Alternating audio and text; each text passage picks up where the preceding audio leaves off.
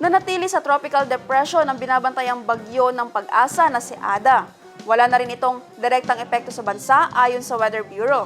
Samantala, umiiral pa rin sa bansa ang Northeast Monsoon o amihan na nagdadala ng maulap na kalangitan hanggang sa maulang panahon sa bahagi ng Northern Luzon. Ang ulat panahon mula kay Jen Garcia.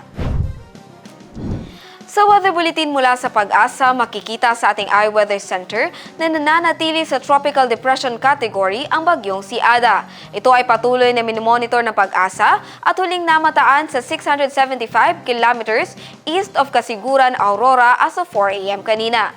May taglay itong lakas ng hangin na abot sa 55 km per hour at pagbugso na 70 km per hour. Kumikilos ito eastward sa bilis na 20 km per hour. Ayon sa Weather Bureau, wala ring direktang epekto sa bansa itong bagyo. Samantala, patuloy pa ring umiiral at nakakaapekto sa bansa ang Northeast Monsoon o amihan na nagdudulot ng maulap hanggang sa maulang panahon sa bahagi ng Northern Luzon.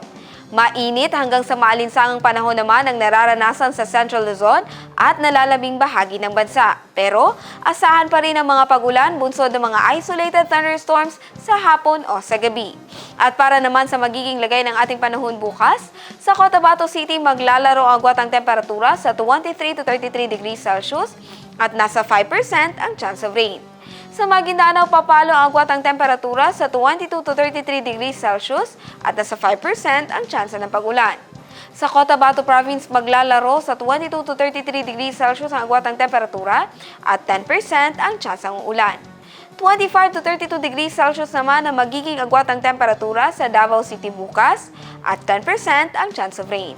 Sa Cagayan de Oro City, papalo sa 23 to 29 degrees Celsius ang agwat ang temperatura at 10% ang tsansa ng pag-ulan. 23 to 32 degrees Celsius ang inaasahang magiging agwat ang temperatura sa Zamboanga City bukas at 5% ang tsansa ng ulan.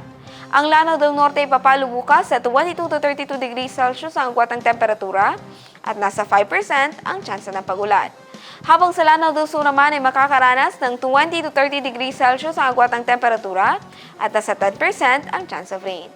Ang araw ay sumikat kaninang 6:25 ng umaga at tumubog ng 5:49 ng gabi. At yan ang latest mula sa ating iWeather Center. Jen Garcia, iMinds, Philippines.